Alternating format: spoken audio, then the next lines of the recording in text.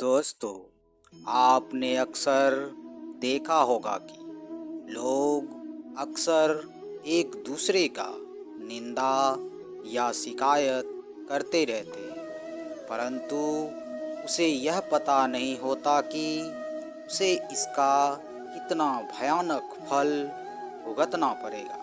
इसलिए लोग अक्सर अनजाने में ही निंदा करते रहते हैं, जबकि समझदार लोग कभी भी किसी की भी निंदा नहीं करते।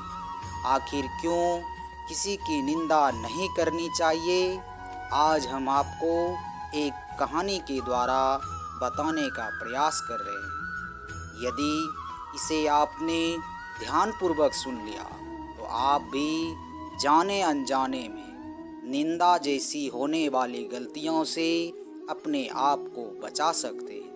तो चलिए कहानी शुरू करते हैं। दोस्तों, एक बार की बात है, किसी राजा ने यह फैसला किया कि वह प्रतिदिन 1000 अंधे लोगों को खीर खिलाया करेगा।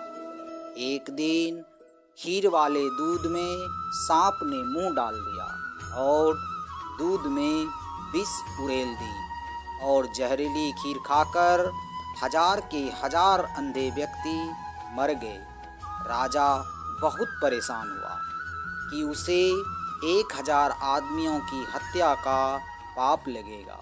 इसलिए राजा परेशानी की हालत में ही अपने राज्य को छोड़कर जंगलों में भक्ति के लिए चल पड़ा, ताकि इस पाप की माफ़ी मिल सके। रास्ते में उसे एक गांव मिला।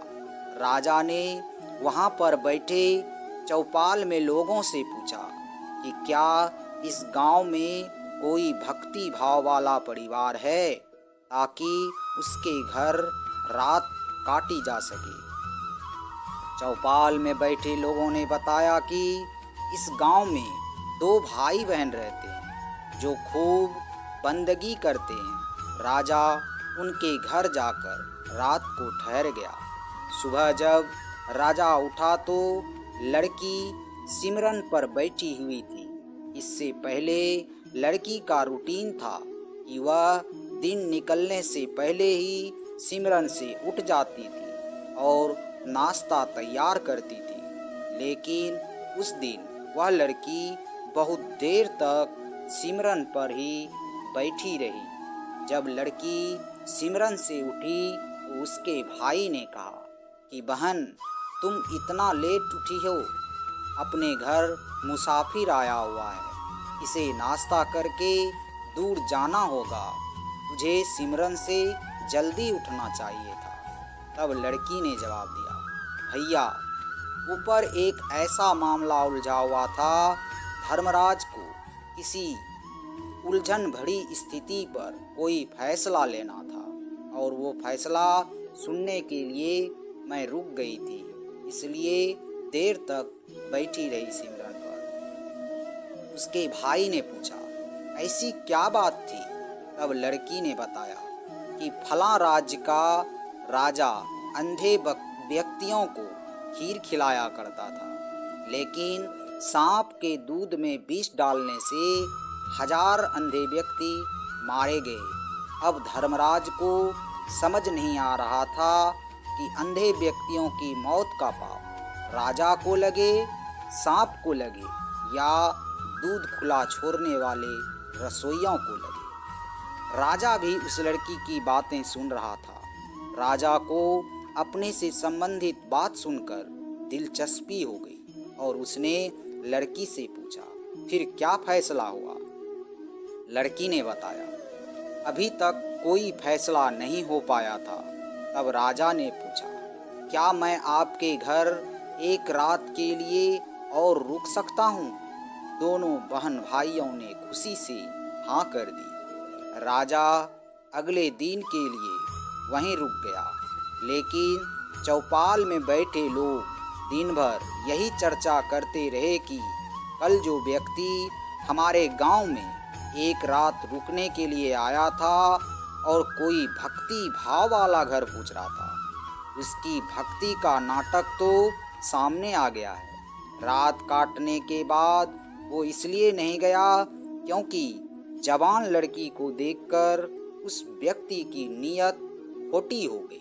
इसलिए वह उस सुंदर और जवान लड़की के घर पक्के तौर पर ही ठहरेगा या फिर लड़की को लेकर भाग जाएगा। दिन भर चौपाल में उस राजा की निंदा होती रही। अगली सुबह लड़की फिर सिमरन पर बैठी और रूटीन टाइम के अनुसार सिमरन से उठ गई। राजा ने पूछा, बेटी, अंधे व्यक्तियों की हत्या का पाप किसको लगा? तब लड़की ने बताया, वह पाप तो हमारे गांव के चौपाल में बैठने वाले लोग बांट कर ले गए। इसलिए दोस्तों याद रखें, निंदा ऐसी चीज है जिसका फल ना चाहते हुए भी किसी और के फल अपने सिर लेना पड़ सकता है। अतः आप याद रखें कि अपने आप को इस परिस्थिति से बचाए रखें। कभी भी ना किसी की निंदा करें और ना ही इसका सहभागी बने, अन्यथा किसी के बुरे कर्मों का फल आप पर मर दिया जाएगा।